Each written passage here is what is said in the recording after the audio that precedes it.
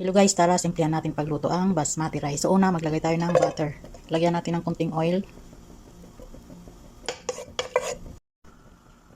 Tapos ilagay natin itong onion, garlic, black lemon, tapos bay leaves. Pag-haluin na natin yan. Ito pala yung ating rice. Ayan. Pakuluan lang natin siya. Ayan siya.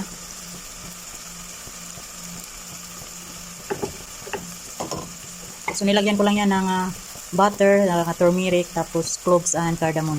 Tapos yung salt. Ayan. Haluin natin. Tapos ilagay natin itong turmeric, cumin powder, coriander, tapos chicken cubes. Ayan.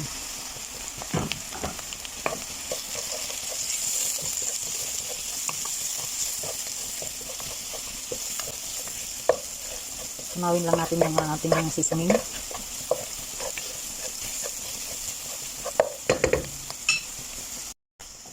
Tapos ilagay natin itong ating giniling na manok kay chicken breast. Then lagyan natin ng konting asin.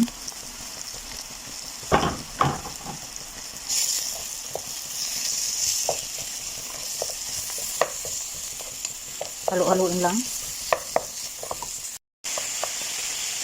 So ayan, halos na siya. So ilagay na natin yung ating vegetable. Ito ay carrots at saka patatas or potato. Tapos itong ating green beans. Para sabay-sabay na siyang maluto. Halo-haloin lang. At ayan na yung ating rice ay kumulo na siya. Diba? Yan, check natin.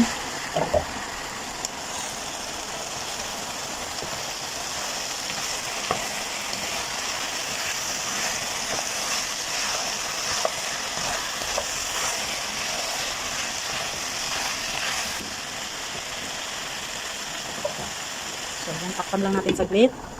Tapos ito yung ating rice, ay malapit na siyang So, mamaya i-drain natin ito mamaya mga kakusina. Tapos, ilagay natin dito. Yan.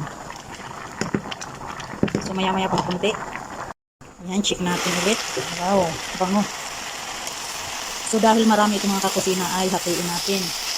Para sa next day naman yung iba. So, tanggalin ko lang yung kalahati.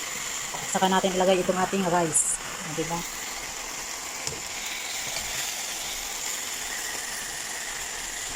So, dito natin ilagay yung kalahati. Ayan. Ayan, nakuha ko na yung kalahati. So, ilalagay na natin itong ating rice. Namatay ko na yung apoy.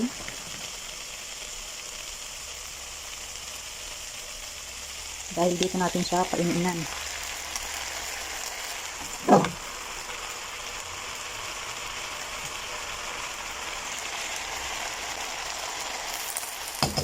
So, ayan, tapusin ko lang muna mga kusina. So, at ayan, tapos ko nang ilagay siya mga kakusina. Ayan, so, kaininan lang natin siya dyan.